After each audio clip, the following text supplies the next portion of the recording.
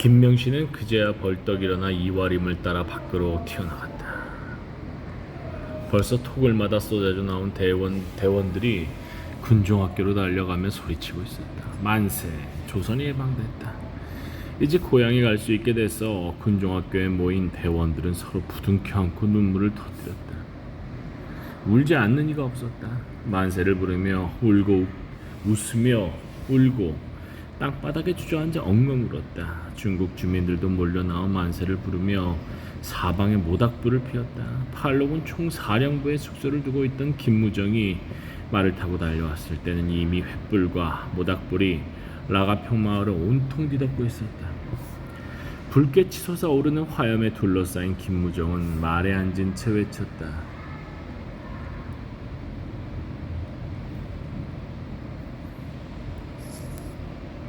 불그스름한 열기가 그의 얼굴과 눈동자에 이글거렸다. 동지들, 일본과의 전쟁은 끝났소. 그러나 우리의 임무는 아직 끝나지 않았소. 바야흐로 혁명이 시작됩니다.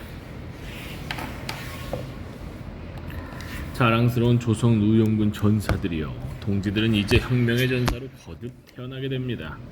혁명을 완수하는 그날까지 오늘의 감독을 잊지 말고 끝까지 하나 되어 전진합시다. 만세. 조선해방 만세, 중국공산당 만세, 무정장군 만세, 김무정. 대원들의 열렬한 함성이 골짜기에 메아리가 되어 울려 퍼졌다. 김무정은 김두봉, 최창익, 허정숙 등 독립동맹 지도부와 총정치위원 김명실을 그날 밤 연안에 팔로군 사령부로 불려들여 조선의용군의 향후 진로를 상의했다. 연안 시가지도 깨어 있었다. 모든 가옥에 불이 밝혀지고 수많은 모닥불과 횃불이 붉은 물결을 이루었다. 폭죽소리와 만세소리, 축가의 총성이 메아리가 되어 울렸다. 횃불을 든 무리들이 연하강 변을 따라 오르내리는 모습은 붉은 용이 꿈틀거리며 지나가는 것 같았다.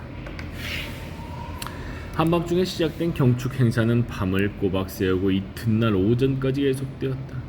축제 한복판에서 열린 긴급회의는 조선의용군의 만주행을 결정했다. 소련군이 조선 땅에 진주하면서 고립된 만주의 일본군을 무장 해제시키기 위해서였다. 조선인이 다수를 차지하는 만주를 해방시키는 일은 조선인이 앞장서야 한다는 것이 중국 공산당의 뜻이었다. 며칠 뒤 조선의용군은 뒷일을 처리할 몇 명만 연안에 남겨놓고 만주로 진군했다. 만주로 가는 동안 6천여 명의 조선 청년들이 자진해서 의용군에 입대했다. 청년 한 사람을 태양산으로 보내기 위해 고참 혁명가들이 목숨을 걸었던 시절은 끝나고 일본군 장교복을 입고 의용군에게 총질을 하던 이들까지 애국자로 돌변에 몰려들었다. 붉은 깃발만 들면 누구나 혁명가가 되던 시절이었다. 무장해제는 순조롭게 이루어졌다. 제국의 꿈이 사라지면서 황군의 위세는 사라지고 일본군은 무기력하게 굴복했다. 일부 저항하는 자들은 무참히 사살되고 손들고 나온 자들은 소련군에 인도되어 시베리아로 끌려갔다. 그 숫자가 수십만에 달했다.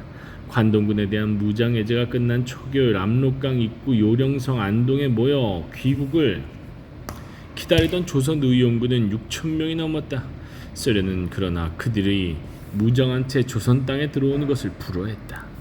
중국 공산당도 다시 시작된 국민당과의 내전을 치르려면 이들이 필요했다. 김무정, 김명시 등 의용군 지도부 일부만이 무장을 해제하고 민간인 신분으로 압록강을 건너 조선 땅에 들어갈 수 있었다. 일반 대원들은 귀국하지 못하고 계속 중국에 남아 공산당 편에서 장개석 정부군과의 내전에 투입되었다. 45년 12월 말 한방눈이 내리던 오후 단성사에서 김명시 여장군 환영대회가 열렸다. 단성사. 극장 안은 저명한 한일 운동가들과 가들로 가득해 서 있을 자리도 없었고 밖에서는 들어오지 못한 인파가 붉은 깃발을 들며 만세와 함성을 연호했다. 김명시 장군 만세! 행사가 끝난 뒤에는 눈 내리는 종로거리에서 가도행진이 벌어졌다. 붉은 깃발을 든 청년들이 앞뒤로 호위하는 가운데 김명시는 서대문 형무소에서 13년 옥살이 끝에 해방을 맞은 오빠 김영성과 나란히 늘씬한 호마를 타고 행진했다. 적의 피로 물들였던 그녀의 회색 군복도 양쪽 도로 연변에 늘어서서 손을 흔드는 흰색 흰옷들에도 새하얀 눈이 내려앉았다. 온 세상이 너무나 깨끗해져서 다시는 어둠이 찾아오지 못할 것 같은 찬란한 순수의 순간이었다. 그날 행진에 참가했던 사람들은 그녀를 백마탄 여장군이라고 불렀다. 뒷이야기. 해방은 기쁨보다 오히려 더 많은 슬픔을 안겨주었다. 적어도 김명시와 그의 벗들에겐 그러했다. 일본이 물러간 조선은 북이 38도선을 경계로 남쪽은 미국령, 북쪽은 소련령이 되었다. 김명시는 남쪽으로 내려와 재건된 조선공산당과 남조선 노동당의 지도자로 활동했다. 여성으로서는 최고 서열이었다. 해방 직후 여러 신문과 잡지에 백마탄 여장군으로 기사화되고 대담이 실렸던 김명시는 조선공산당이 불법화되면서 지하활동을 시작한 뒤 만 3년 만인 1949년 9월 2일 체포되었다. 그리고 10월 11일 내무장관 김효석은 기자들을 불러 김명시의 소식을 전했다. 부평경찰서 유치장에 수감되어 있던 김명시가 전날인 10월 12일 새벽 5시 40분경 자기의 상의를 찢어서 유치장 안에 있는 약 3척 높이의 수도관에 목을 메고 죽었다는 내용이었다.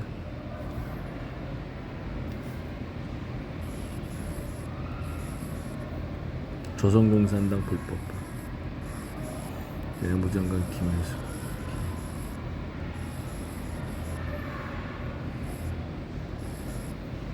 사망 당시 김명시의 나이 42살. 신문에 기재된 마지막 직책은 북조선 노동당 중앙위원이었다. 김명시를 아는 사람들은 결코 그녀가 자살로 혁명가의 인생을 마감할 리 없다고 생각했다. 경찰이 고문을 가하다 사망하자 자살로 발표했으리라고 보았다. 그러나 다른 한편으로는 정말로 자살했을지도 모른다고 생각했다. 수배 중인 남노당 총책 김삼룡과 이주아를 지키기 위해 경찰의 고문에 버티다가 자살을 택했을 거라는 추측이었다. 김명시가 끝까지 두 사람을 보호한 것만 확실했다. 김삼룡과 이주아가 체포된 것은 전혀 다른 경로를 통해서였다. 감옥살이 13년 만에 옥중에서 해방을 맞은 오빠 김영선은 조선공산당 최고 서열에 올랐으며 김명시와 함께 남조선 노동당의 최고위 간부로 경성에서 지하활동을 했다. 1950년 한국전쟁이 털 때까지도 살아남았던 그는 석 달 뒤 후퇴하는 인민군 대열에 합류했다가 미군의 폭격을 맞아 죽은 것으로 알려졌다. 형무소와 경찰서를 제 집처럼 드나들던 동생 김영우는 해방되기 얼마 전에 행방불명이 되어 사라졌다. 김무정은 북쪽에 남아 인민군 군단장이 되었다. 인민군 제2군단장으로 한국전쟁에 참전한 그는 인민군 후퇴 때 평양을 사수하라는 김일성의 명령을 받았으나 불가능한 명령이라고 거부하고 후퇴 명령을 내려 자신의 군단을 살린 죄로 체포되었다. 한편으로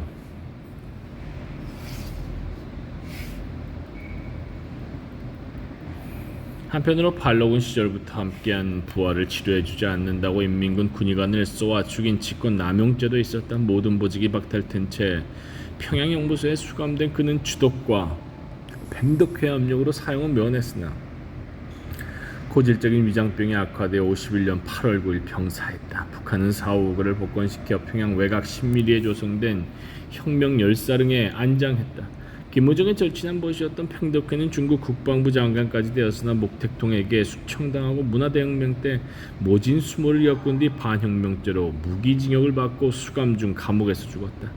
중국 정부는 4월 사후에 그를 복권시켰다. 박헌영이 상해에서 체포되자 소련으로 돌아가 김다냐와 결혼했던 주세죽은 김다냐가 일제간첩으로 몰려 처형당한 뒤 유영지 카자흐스탄에서 공장 노동자로 살다가 폐병으로 사망했다. 첫 남편 박헌영이 북한에서 미제간첩으로 몰려 처형된 지 얼마 지나지 않아서였다.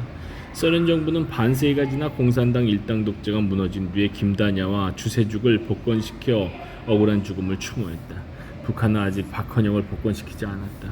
신의주 형무소에서 7년 만에 출소한 조봉암에게는 외동딸 조호정만이 남아있었다. 상해에서 함께했던 첫사랑 김희옥은 그가 형무소에 있을 때 병사했다. 첩보인 김조이는 모스크바 유학을 마치고 귀국했다가 체포되어 3년간 옥살이를 했다. 석박낸 김조이는 다른 운동가와 재혼해 살았으나 조봉암이 상처한 후 돌아와 재결합했다. 그러나 행복은 오래가지 않았다. 김조이는 한국전쟁 중 인민군에게 강제 납북되었고 조봉암은 죽을 때까지 독신으로 살았다. 소련의 대숙청을 보며 민족사회주의로 전향한 조봉암은 해방 후 조선공산당과 결별하고 진보당을 창당해 사회민주주의 운동을 주창했다. 대한민국 초대 내각의 농림부 장관으로 토지개혁을 추진했던 인기로 두 차례 대통령에 출마해 상당한 표를 얻었으나 이승만 정권에 의해 북한 간첩으로 몰려 59년 7월 서대문형무소에서 사형장에서 교수형되었다. 사후 반세기가 지난 2011년 재심 재판에서 간첩 혐의를 벗고 복권되었다. 김명시의 조선의용군 동료 이화림, 정유성 등은 중국에 남아 살면서 항일 유공자로 대우받았으나 문화대혁명 때 반혁명 분자로 몰려 감옥살이 등 극심한 고초를 겪다가 30년이 지나서야 복권되었다. 이화림은 재래식 화장실에 감금되는 치욕까지 당했으나 말년에는 존경받는 조선적 지도자로서 많은 사랑을 받았다. 고명자는 일제 말기 전향서를 쓰고 친일활동을 했으나 해방 후 조선공산당에 돌아와 여성운동을 했다. 공산주의 운동이 불법화되면서 잠적했다가 한국전쟁이 터진 직후 인민군 치하 서울에서 잠시 사람들 앞에 모습을 드러냈으나 이후 행적은 알려져 있지 않는다. 가장 운이 좋았던 인물은 홍남표였다. 해방 후 북한에 올라가 여러 고위직을 누리던 그는 한국전쟁이 터지기 3주일 전에 노안으로 자연사했다. 조선의용군 시절 김무정과 빈번히 대립했던 최창익은 한국전쟁 직후 김일성 축출 기도 사건에 연루되어 숙청되었다. 아내 허정숙은 최창익이 숙청된 후 새로운 남자와 결혼했다. 적어도 네 남자에게서 성이 다른 5자녀를 낳은 것으로 알려진 허정숙은 조선노동당 비서를 역임하는 등 북한 정권의 요직을 누리다가 1991년 자연사했다. 그 밖에 수많은 김명시의 벗들과 남과 북의 역사 교과서에도 흔적을 남기지 못하고 비극적으로 사라졌다.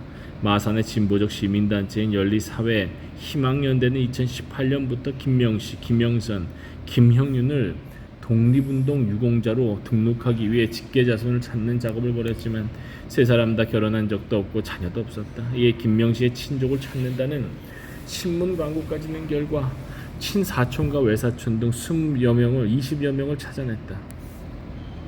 2019년 8월 21일 마산 오동동 문화광장에서 열린 기자간담회에 참석한 김명시의 친족들은 모친 김인석까지 한 가족 4명이 독립운동을 하느라 합계 25년에 이르는 감옥살이를 했음에도 공산주의자였다는 이유로 누구에게도 자랑을 못하고 오히려 숨겨왔다고 고백하며 슬픔을 감추지 못했다. 기자회견이 열린 오동동 문화광장은 김명시 일가가 살던 집터였다.